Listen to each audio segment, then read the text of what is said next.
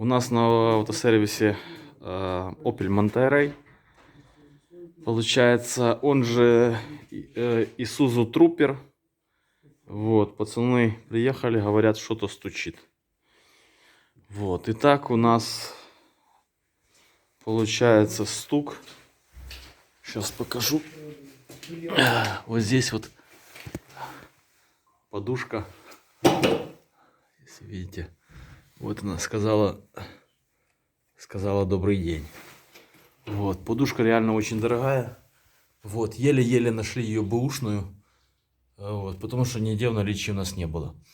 Вот, и получается, чтобы ее снять, нужно снимать кардан. Потому что поднять коробку, он будет упираться у вас в кузов. То есть вы не сможете, вернее, не коробку, а раздатку, вы не сможете ее просто поднять, чтобы вытянуть подушку. Но у нас получилось так, что кардан пришлось и так снимать. Почему? Потому что здесь хрестовина тоже сказала добрый день. Вот.